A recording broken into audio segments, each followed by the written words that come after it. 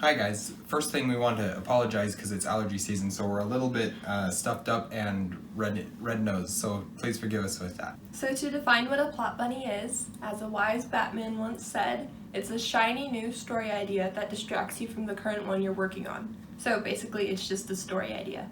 We each have a list of 4 different places where plot bunnies originate for us. The first place I usually find plot bunnies are in odd conversations. Usually virtual and usually with other writers. It's not typically a deep conversation we're having, we're usually just playing around with phrases, creating inside jokes. An example is I was going on and on about something with a friend, and then suddenly a phrase was snorting memories. And it's really odd, and all of a sudden I was like, oh, plot bunny, because that could be a really interesting story idea. A major breeding ground for plot bunnies, for me, is music. I'm a musician, so I'm constantly thinking about music. Oftentimes, while I'm playing music or listening to music, I will be thinking about the music and the way it's flowing or something, and it'll spawn an idea into my mind where I then start going off on that and thinking about it and developing it into some story idea or element of my fantasy world. Another huge breeding ground for me for plot bunnies is preaching. So I usually find themes while listening to preaching, themes for my stories. Sometimes I find characteristics of characters, or maybe an interesting setting if a preacher is talking about, giving an example or comparing something with something that happened in history, or even just something in the Bible. I'll think of a setting, wow, that could be really cool. The theme for my current work in progress actually came from a sermon focusing on Numbers 21, 5-9, and Isaiah 45, 22.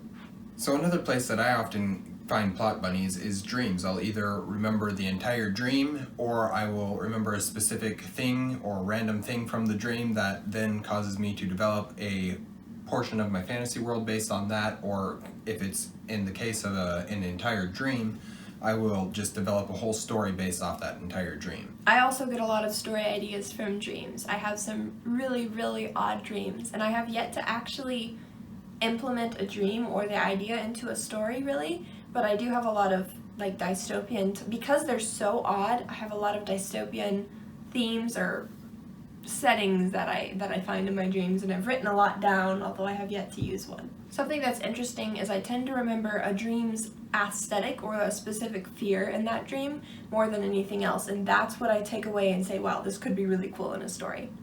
Another place for me is my personal experiences, oftentimes looking back at a trip or vacation, or talking about a experience with another person. Often when we're talking, a certain phrase will be said that leads to another bunny for me to pet. I get a lot of plot bunnies from history as well. Mostly settings for historical fiction is what I see, although sometimes I just find a really interesting fact that I want to incorporate into something that I think could be interesting. But most of the time it's settings, although I have taken influence from world leaders and incorporated their motivations right into my story to make it more realistic. So the last place that I oftentimes find plot bunnies is photos. I will be looking at, for example, the lock screen on my computer, which changes daily and gives me a new photo for me to look at.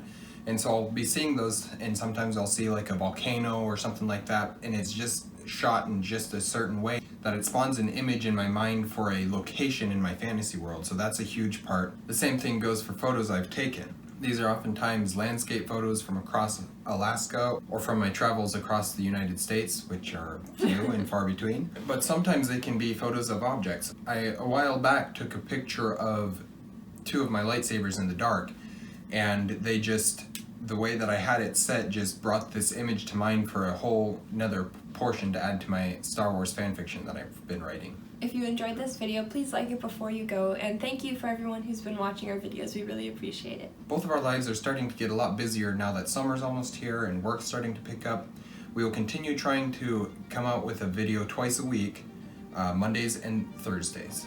If we miss a day, please forgive us because we are still pretty new to this and we're still trying to get things figured out, but we will try our best. If you're new here and enjoyed the video, please consider subscribing to us and checking us out on our Instagram down in the description down below.